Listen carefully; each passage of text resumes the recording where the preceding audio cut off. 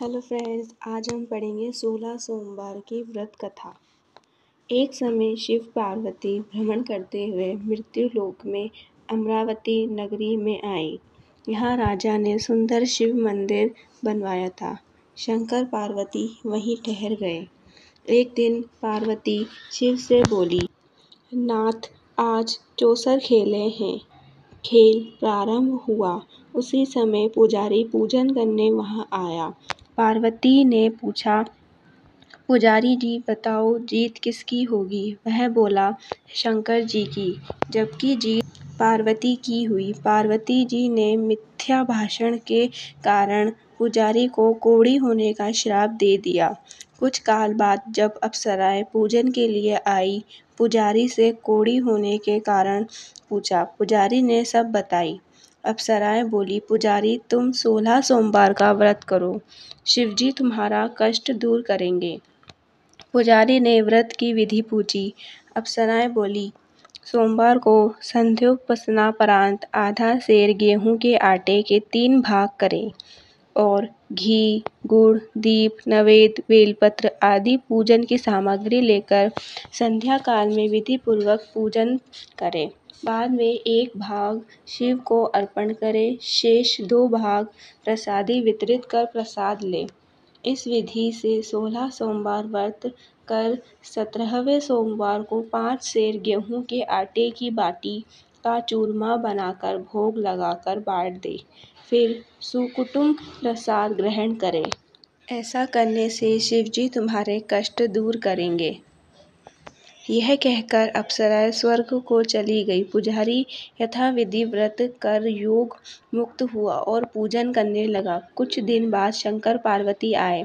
पुजारी को देख पार्वती जी ने रोग मुक्त का कारण पूछा। पुजारी ने कथा अनुसार पार्वती जी ने व्रत किया तो अप्रसन्न कार्तिकेय माता के आज्ञाकारी हुए और इसी व्रत को करने से कार्तिकेय को बिछड़ू हुआ मित्र मिला। मित्र ने विवाह की इच्छा से व्रत को किया। वह विदेश गया। वहां राजा की कन्या का स्वयंवर पद्धति उसके साथ विवाह हुआ। सुंदर पत्नी पाकर सुख से रहने लगा। एक दिन राजकन्या ने पूछा, नाथ, आपने कौन सा पुण्य किया जिससे राजकुमारों को छोड़ हथिनी ने आपको वरण किया? तो ब्राह्मण ने 16 सोमवार की व्रत विधि बताया। इसे सुनकर राजकन्या ने पुत्र की प्राप्ति के लिए इस व्रत को किया और सर्वगुण संपन्न पुत्र प्राप्त किया। बड़े होने पर पुत्र ने इस व्रत को राजकामना हेतु किया। जो पास के राजा के दूतों ने आकर उसे राजकुमारी के लिए वर चुन लिया। आनंद पूर्वक विवाह हुआ। राजा ने देवलोक होने पर उसे राजगद्दी मिली। फिर भी वह इस व्रत को करता रहा। एक दिन उसने पत्नी से पूजा सामग्री शिवालय से चलने को कहा, परंतु उसने दासियों द्वारा सामग्री भिजवा दी। जब राजा ने पूजन समाप्त किया तब आकाशवाणी हुई कि राजन, इस पत्नी को निकाल दे, नहीं तो यह तेरा सत्यानाश कर देगी। प्रभु की आज्ञा से उसने रानी को निकाल दिया।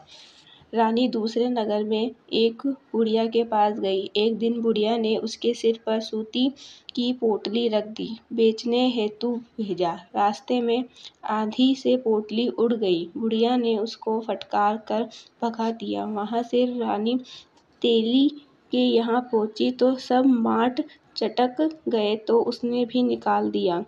पानी पीने नदी पर गई तो नदी सूख गई। सरोवर पर गई तो हाथ स्पर्श से ही जल में कीड़े पड़ गए। आराम करने के लिए जिस पेड़ के नीचे जाती वह पेड़ सूख जाता।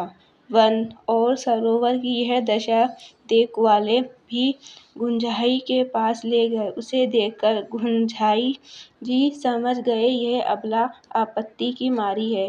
वे बोले, बेटी तू चिंता छोड़कर मेरे यहाँ रह। रानी आश्रम में रहने लगी, परंतु जिस वस्तु को उसका हाथ लगे उसी में कीड़े पड़ जाएं। दुखी हो गुंजाई जी ने पूछा, बेटी किस अपराध से तेरी यह दशा हुई? वह बोली, मैंने पति की आज्ञा न मानकर शिवजी के पूजन की अवहेलना की। गुंजाई जी बोले, बेटी तू 16 सोमवार का व्रत कर। रानी ने सविधि पूर्ण विधि किया। व्रत के प्रभाव से राजा को रानी की याद आई और दूतों को उसकी खोज करने भेजा। दूतों ने गुंजाई जी के आश्रम में रानी को देखकर राजा को पता बताया। राजा ने आकर गुंजाई जी से कहा, महाराज, यह मेरी पत्नी है। शिवजी के रुष्ट होने से मैंने इसका परित्याग किया। अब शिवजी की कृपा से इसे लेने आया हूँ। कृपया इसे मेरे साथ जाने की आज्ञा दें। गुंजाई जी ने आज्ञा दे दी। राजा रानी नगर में आए। नगरवासियों ने नगर सजाया, बाजे बजाए, मंगलाचार हुआ। शिवजी की कृपा से प्रतिवर्ष 16 सोमवार व्रत कर राजा रानी आनंद से रहने लगे और अंत में शिवलोक को प्राप्त हुए। यह थी हमारी 16 सोमवार की व्रत कथा। फ्रेंड्स, अगर आपको हमारी यह कथा अच्छी लगी हो तो हमारे चैनल को लाइक कीजिए, सब्सक्राइब कीजिए, शेयर कीजिए। Thank you.